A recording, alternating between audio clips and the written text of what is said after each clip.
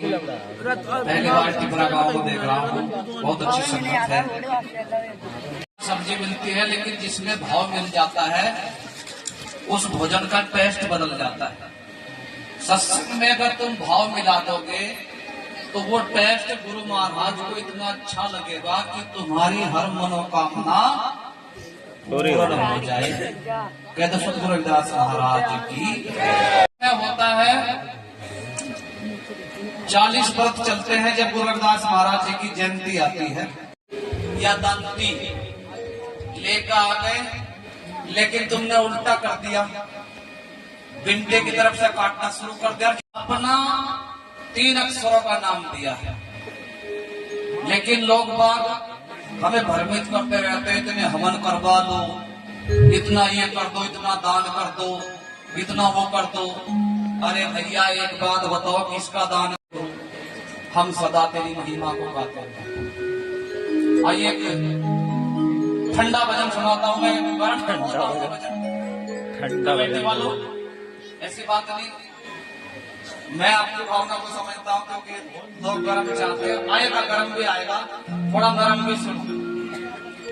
चलो गर्म, पहले तो गर्म से ही स्टार्ट कर देता हूँ। अर्थी में मिलेगा ये कोई पक्की बात नहीं, फकीर तुम्हें पेंट में भी मिल सकता है। और बाबा अगर तुम सोचते हो के लिए लोगों को इतना घुमा दिया कि पूरा जीवन खत्म हो गया, लेकिन परमात्मा नहीं मिला। मीरा बचपन से दीवानी रही कान्हा की, लेकिन कान्हा के दर्शन न हुए। गुरु रविदास महाराज जी ने नाम दान दिया,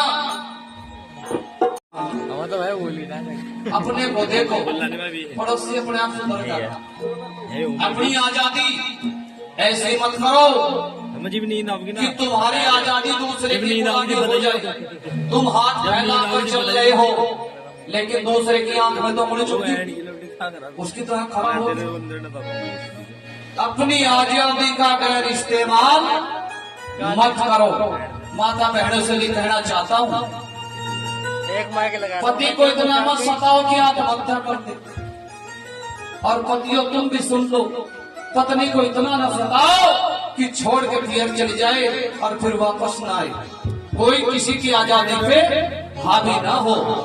यही है वो बेगम पूरे का राज, जिसको गुरु रविदास महाराज ऐसा चाहूं राज में मिले सबन को अन्न, और छोटे बड़े सब प्रसन्न रहे, रविदास रहे प्रसन्न, यानी सब बराबर रहे, सब रहे।